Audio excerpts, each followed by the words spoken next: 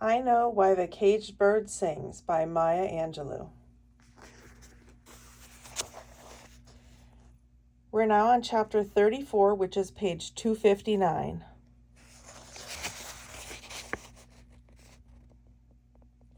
Later, my mom had all the cheeriness of a dungeon and the appeal of a tomb. It was going to be impossible to stay there, but leaving held no attraction for me either. Running away from home would be anticlimactic after Mexico and a dull story after my month in the car lot. But the need for change bulldozed a road down the center of my mind. I had it. The answer came to me with the suddenness of a collision. I would go to work. Mother wouldn't be difficult to convince. After all, in school, I was a year ahead of my grade, and Mother was a firm believer in self-sufficiency. In fact, she'd be pleased to think that I had that much gumption, that much of her in my character. She liked to speak of herself as the original do-it-yourself girl. Once I had settled on getting a job, all that remained was to decide which kind of job I was most fitted for. My intellectual pride had kept me from selecting typing, shorthand, or filing as subjects in school, so office work was ruled out. War plants and shipyards demanded birth certificates, and mine would reveal me to be 15 and ineligible for work. So the well-paying defense jobs were also out. Women had replaced men on the streetcars as conductors and motormen, and the thought of sailing up and down the hills of San Francisco in a dark blue uniform with a money changer at my belt caught my fancy. Mother was as easy as I had anticipated. The world was moving so fast, so much money was being made, so many people were dying in Guam and Germany, that hordes of strangers became good friends overnight. Life was cheap and death entirely free. How could she have the time to think about my academic career? To her question of what I planned to do, I replied that I would get a job on the streetcars. She rejected the proposal with, "They don't accept colored people on the streetcars." I would like to claim an immediate fury, which was followed by the noble determination to break the restricting tradition. But the truth is, my first reaction was one of disappointment. I had pictured myself dressed in a neat blue serge suit, my money changer swinging jauntily at my waist, and a cheery smile for the passengers, which would make their own workday brighter. From disappointment, I gradually ascended to the emotional ladder, to haughty indignation, and finally to that state of stubbornness where the mind is locked like the jaws of an enraged bulldog. I would go to work on the streetcars and wear a blue serge suit. Mother gave me her support with one of her usual terse asides. "That's what you want to do? Then nothing beats a trial but a failure. Give it everything you've got. I have told you many times, can't do is like don't care. Neither of them have a home." Translated, that meant there was nothing a person can't do, and there should be nothing a human being didn't care about. It was the most positive encouragement I could have hoped for. In the offices of the Market Street Railway Company, the receptionist seemed as surprised to see me there as I was surprised to find the interior dingy and the decor drab. Somehow I had expected waxed surfaces and carpeted floors. If I had met no resistance, I might have decided against working for such a poor-mouth-looking concern. As it was, I explained that I had come to see about a job. She asked, was I sent by an agency? And when I replied that I was not, she told me they were only accepting applicants from agencies. The classified pages in the morning papers had listed advertisements for motorettes and conductorettes, and I reminded her of that. She gave me a face full of astonishment that my suspicious nature would not accept.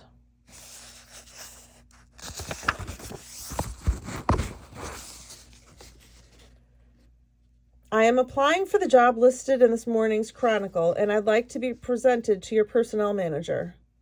While I spoke as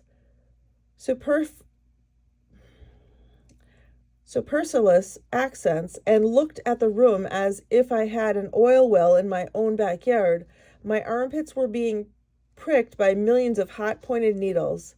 She saw her escape and dived into it. He's out for the day. You might call tomorrow, and if he's in, I'm sure you can see him. Then she swiveled her chair around on its rusty screws, and with that I was supposed to be dismissed. May I ask his name? She half turned, acting surprised to find me still there. His name? Whose name? Your personnel manager. We were firmly joined in the hypocrisy to play out this scene. The personnel manager. Oh, he's Mr. Cooper, but I'm not sure you'll find him here tomorrow. But you can try. Thank you. You're welcome. And I was out of the musty room and into the even mustier lobby. In the street, I saw the receptionist and myself going faithfully through paces that were stale with familiarity, although I had never encountered that kind of situation before, and probably neither had she. We were like actors who, knowing the play by heart, were still able to cry afresh over the old tragedies and laugh spontaneously at the comic situations. The miserable little encounter had nothing to do with me, the me of me, any more than it had to do with the silly clerk. The incident was a recurring dream concocted years before by stupid whites, and it eternally came back to haunt us all. The secretary and I were like Hamlet and Laertes in the final scene, where because of harm done by one ancestor to another, we were bound to duel to the death, also because the play must end somewhere. I went further than forgiving the clerk. I accepted her as a fellow victim of the same puppeteer. On the streetcar, I put my fare into the box, and the conductorette looked at me with the usual hard eyes of white contempt. Move into the car, please. Move into the car. She patted her money changer. Her southern nasal accent sliced my meditation, and I looked deep into my thoughts. All lies, all comfortable lies. The receptionist was not innocent, and neither was I. The whole charade we had played out in the crummy waiting room had directly to do with me, black, and her, white. I wouldn't move into the streetcar, but stood on the ledge over the conductor, glaring. My mind shouted so energetically that the announcement made my veins stand out and my mouth tighten into a prune. I would have the job. I would be a conductorette and sling a full money changer from my belt. I would. The next 3 weeks were a honeycomb of determination with apertures for the days to go in and out. The Negro organizations to whom I appealed for support bounced me back and forth like a shuttlecock on a badminton court. Why did I insist on that particular job? Openings were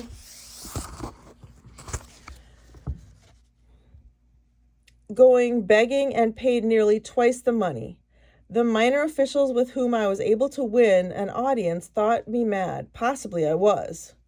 Downtown San Francisco became alien and cold, and the streets I had loved in a personal familiarity were unknown lanes that twisted with malicious intent. Old buildings whose gray Rocco facades housed my memories of the 49ers and Diamond Lil, Robert Service, Sutter, and Jack London were then imposing structures viciously joined to keep me out. My trips to the streetcar office were of the frequency of a person on salary. The struggle expanded. I was no longer in conflict only with the Market Street Railway, but with the marble lobby of the building which housed its offices and elevators and their operators. During this period of strain, Mother and I began our first steps on the long path toward mutual adult admiration. She never asked for reports, and I didn't offer any details.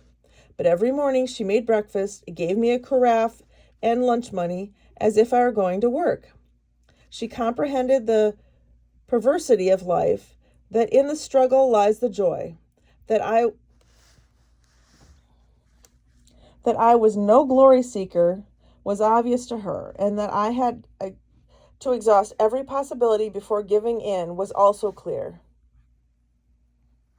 On my way out of the house one morning, she said, "Life is going to give you just what you put into it.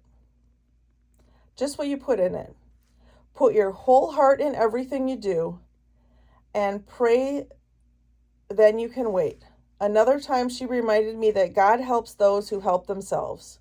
She had a store of aphorisms which she dished out as the occasion demanded. Strangely, as bored as I was with cliches, her inflection gave them something new and set me thinking for a little while at least. Later, when I asked how I got my job, I was never able to say exactly.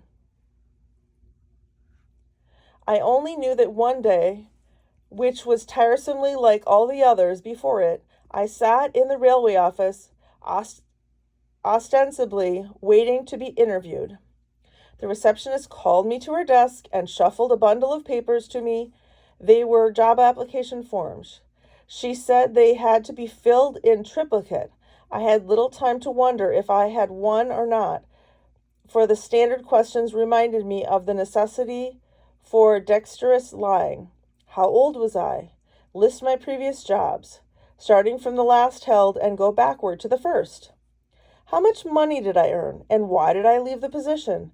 Give 2 references, not relatives. Sitting at a side table, my mind and I wove a cat's ladder of near truths and total lies.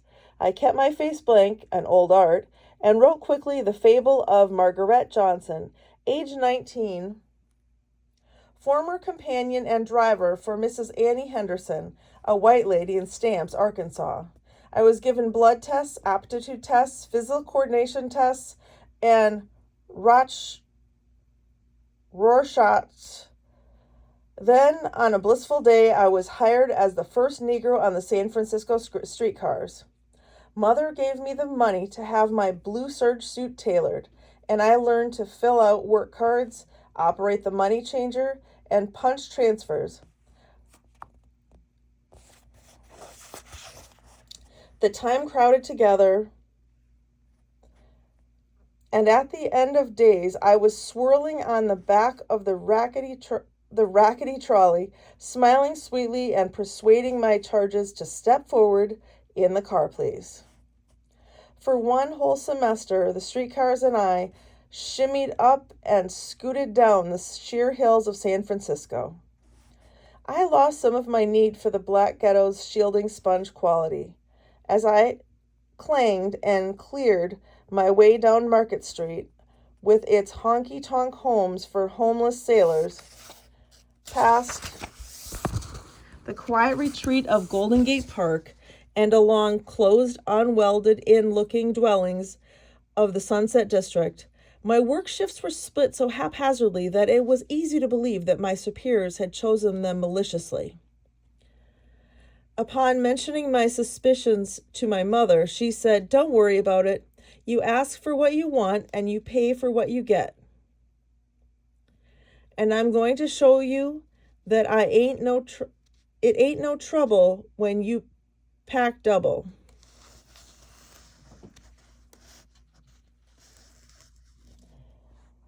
She stayed awake to drive me out to the car barn at 4:30 in the mornings, or to pick me up when I was relieved just before dawn. Her awareness of life's perils convinced her that while I would be safe on the public conveyances, she wasn't about to trust a taxi driver with her baby. When the spring classes began, I resumed my commitment with formal education. I was so much wiser and older, so much more independent, with a bank account and clothes that I had bought for myself, that I was sure that I had learned and earned the magic formula which would make me a part of the gay life my contemporaries had led. Not a bit of it. Within weeks, I realized that my schoolmates and I were on paths moving diametrically away from each other. They were concerned and excited over the approaching football games, but I had in my immediate past raced a car down a dark and foreign Mexican mountain. They concentrated great interest on who was worthy of being student body president and when the metal bands would be removed from their teeth. Well, I remembered sleeping for a month in a wrecked automobile and conducting a streetcar in the uneven hours of the morning.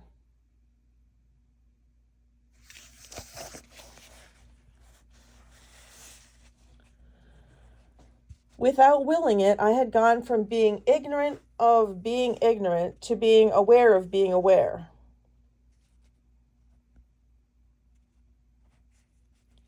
And the worst part of my awareness was that I didn't know what I was aware of. I knew very little, but I was certain that the things I had yet to learn wouldn't be taught to me at George Washington High School.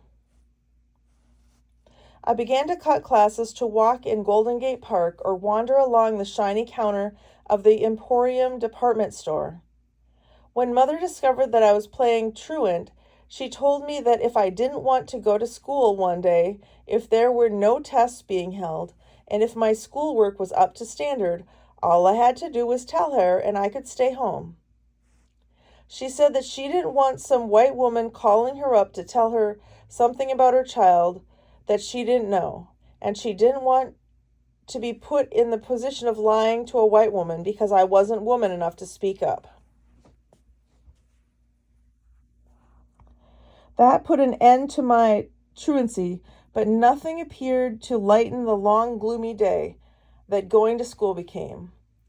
To be left alone on the tightrope of youthful unknowing is to experience the excruciating beauty of full freedom and the treat of eternal indecision. Few, if any, survive their teens. Most surrender to the vague but murderous pressure of adult conformity. It becomes easier to die and avoid conflicts than to maintain a constant battle with the superior forces of maturity. Until recently, each generation found it more expedient to plead guilty to the charge of being young and ignorant, easier to take the punishment meted out by the other generation, which had itself confessed to the same crime short years before. The command to grow up at once was more bearable than the faceless horror of wavering purpose, which was youth. The bright hours when the young rebelled against the descending sun had to give way to 24-hour periods called days, that were named as well as numbered. The black female is assaulted by her tender years by all those common forces of nature, at the same time that she is caught in the tripartite crossfire of masculine prejudice, white illogical hate, and black lack of power. The fact that the adult American Negro female emerges a formidable character is often met with amazement, distaste, and even belligerence. It is seldom accepted as an inevitable outcome of the struggle won by survivors and deserves respect, if not enthusiastic acceptance. That's the end of chapter 34.